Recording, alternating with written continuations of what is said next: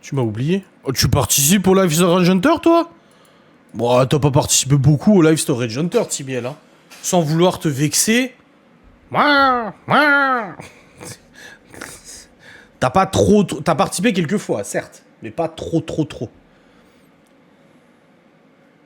Mais j'aime bien Calliope qui vient. À quelle heure tu joues? Bon bah je reviens tout à l'heure, c'est trop bien. J'aime pas. Oui bah je sais que t'aimes pas, mais c'est pas un problème ça que t'aimes pas. Je t'en veux pas, t'inquiète. Je t'en tiens par rigueur. Tu restes la number 2 des abonnés. Je veux juste ta ruine. Alors, on va essayer d'éviter la ruine. Surtout que j'ai envoyé à Miguel Anto. Si tu viens à ne plus avoir d'argent dans le jeu, tu dors dans un tuyau. Alors, attendez, je retrouve juste l'image. Miguel Anto, voilà. Tu dors dans un tuyau. Mais on dormira pas dans un tuyau. Ça serait marrant de faire le contraire, de voir ça. Bah si Miguel, Anto et les autres experts et les autres personnes qui m'aident dans ce jeu ne me poussent pas, comme la dernière fois, à enchérir beaucoup trop sur un box qui n'en vaut pas la peine, tout devrait bien se passer. D'autres dingueries et c'est possible. Faut juste que vous soyez raisonné et raisonnable. C'est pas gagné. Putain, le rendu, il est toujours sur la moto, là. Hein. Putain, je pensais pas que ça prendrait autant de temps, sinon j'aurais pas lancé avant le live. T'es tombé en panne, du coup? Non, j'ai toujours fait le plein. Oui, des cultivateurs dans l'herbe. Miguel, il en peut plus. Miguel, il est en train de jump. Il est en train de devenir zinzin. Et merde, celui-là, il raconte quelle connerie. C'est lui qui a enchéri, c'est pas nous, putain. Non, on n'est jamais tombé en panne. Mais après, on sait ce que ça fait quand on tombe en panne et en fait, tu tombes pas en panne. Ça, par contre, c'est pas hyper bien foutu, quoi. Ils auraient pu faire genre, tu tombes en panne, tu dois payer la dépanneuse. Et bah non, ça se passe pas comme ça. Tu sais écouter les conseils? Ah, bien sûr. Non, mais en vrai, c'est moi qui enchéris. Allez, j'avoue, c'est bon, je suis honnête avec vous, c'est moi qui enchéris au-delà de ce qu'on aurait dû. Mais, je sais pas, je le sentais.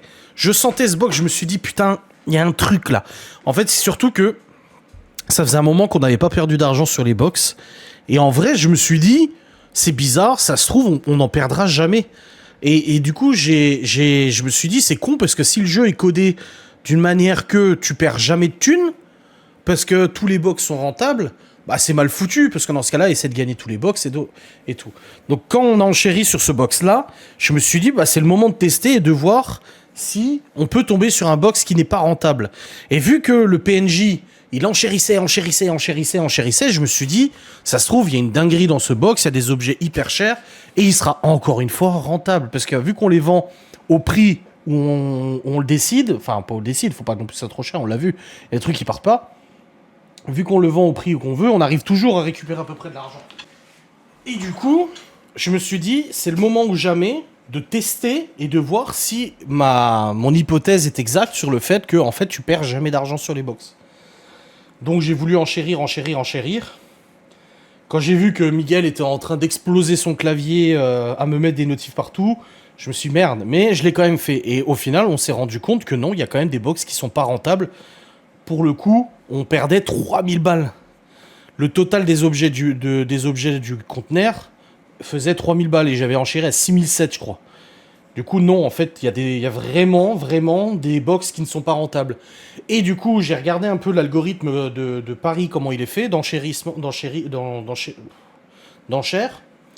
Et en fait, si vous voulez, les PNJ, donc les gens de l'ordinateur, parce que en fait, tu peux jouer en multijoueur. Hein. Je savais pas, mais tu peux jouer avec d'autres gens d'internet. Mais nous, ça nous intéresse pas. Parce qu'on va tomber sur des tricheurs ou des gens un peu honnêtes. Mais du coup, en fait, quand tu tombes sur les gens, quand t'as des enchérisseurs, c'est l'ordinateur qui enchérit avec des PNJ, ils ont en fait un quota d'enchères qui est défini par un algorithme. Ça veut dire qu'en fait, sur les 4 personnes qui enchérissent avec toi, il y en a une à qui va être attribué 5 enchères maximum. Il y en a un à qui va être attribué 10 enchères maximum. Il y en a un qui va être attribué 50 enchères maximum. Et en fait, entre 1 et 50. C'est-à-dire que quand le conteneur s'ouvre, l'ordinateur va calculer et va dire, bah lui, il peut enchérir 6 fois, lui 3 fois, lui 15 fois, lui 20 fois. Mais si un jour, au bout d'un moment, tu tombes sur l'algorithme, si tu tombes sur un mauvais deal, comme nous, ça est arrivé, la meuf qui a enchéri jusqu'à 6007, bah en fait, c'est parce que l'ordinateur lui a codé tant d'enchères maximum. Donc au final, elle aurait pu monter à 15 000 balles si elle voulait, parce que l'ordinateur lui avait autorisé autant d'enchères. Donc en fait, les PNJ ne calculent pas, l'ordinateur ne va pas calculer, en gros, combien il y a dans le conteneur. Quand le conteneur s'ouvre, il y a une génération automatique procédurale qui se fait, et on sait à peu près, parce qu'il y a des classes enchères niveau 1, 2, 3, 4, 5, donc tu sais qu'il y a des trucs, il y a plus de probabilité de tomber sur des beaux objets, mais par contre la valeur du conteneur dépend uniquement de ce qu'aura attribué du coup le jeu comme enchère disponible pour les PNJ. C'est pour ça que ça nous est déjà arrivé de gagner genre un conteneur à 90 balles, ou des conteneurs niveau 4 à 1200 balles, parce qu'en fait l'ordinateur, l'algorithme aura été gentil avec nous, aléatoirement il aura attribué très peu d'enchères max par personne. Donc voilà. Encore heureux, parce que sinon il n'y aurait pas d'intérêt au jeu. Ouais, mais je commençais à me poser vachement la question, parce que je me suis dit, c'est quand même bizarre. Ça fait des heures qu'on joue à Storage Hunter et on est quasiment tout le temps rentable, voire gagner beaucoup d'argent. Je me suis dit, c'est quand même c'est fou. Mais en fait, plus tu montes dans les valeurs, donc les tiers, donc tiers 1, tiers 2, tiers 3, tiers 4, tiers 5, donc en gros sur les niveaux des conteneurs, par contre, plus l'algorithme il est méchant. Et plus l'algorithme va donner aux NPC, donc aux personnages non jouables, des capacités à enchérir. Donc, techniquement, plus les conteneurs sont d'un niveau élevé, et plus tu risques de dépenser beaucoup trop d'argent pour les avoir. Voilà. Mais ça peut arriver, une fois de temps en temps, de tomber sur un conteneur hyper rentable, et que les NPC ont très peu d'enchères disponibles, et que tu le tapes à 1500, 2000 balles, alors qu'il en vaut 7000, quoi. Ça nous est déjà arrivé de doubler notre mise. Donc voilà un peu comment est calculé tout ça. Il faut se canaliser sur niveau 1 et 2.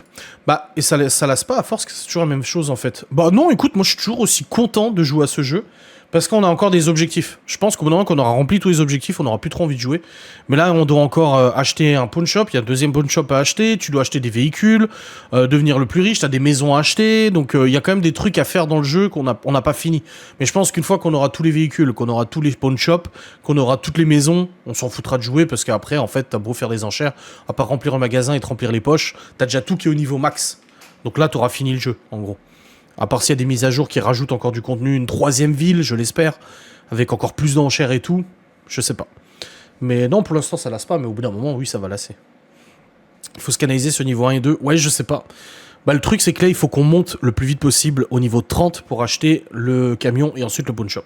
C'est ce qu'on va essayer de faire ce soir. Ce soir, il faut qu'on essaie idéalement de remplir les niveaux au prêteur sur gage. Mais il y a d'autres villes, il y en a deux.